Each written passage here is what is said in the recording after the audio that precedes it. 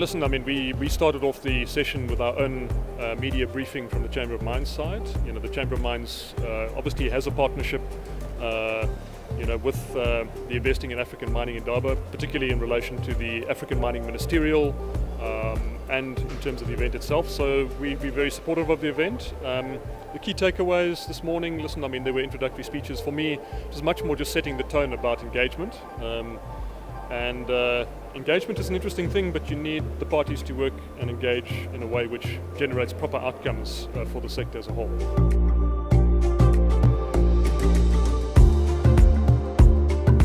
I was very useful, big focus on trust, building trust between stakeholders, and you build trust by continuous ongoing engagement and by acting in good faith. And by working on developing transactional trust, and the industry demonstrating that it is committed to proper transformation, growth, competitiveness in the continent as a whole, not just in South Africa.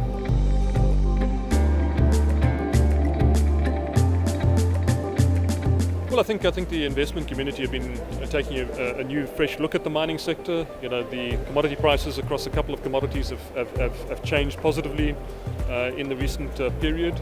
So the global mining sector is booming. The South African mining sector did see a roughly 3% growth rate in physical production last year.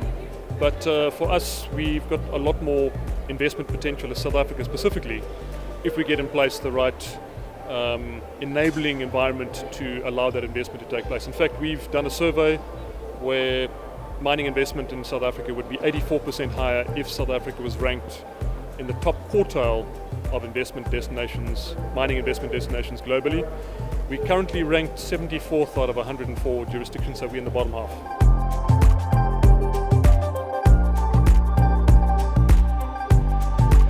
Ethical leadership and good governance, policy and regulatory certainty and predictability and competitiveness, making sure that the parastatals that supply us have got good governance in place and provide inputs on a reliable, cost-competitive and efficient basis, and making sure that we're doing our part to continue transforming the industry and developing communities, adding to skills development, etc. And then finally, there's a lot that we need to do collaboratively, collectively on improving productivity in South Africa's mining sector, and that's a longer-term approach, working with government, working with the unions, working with stakeholders. We think that these are some of the key issues that would help South Africa turn its mining ship around.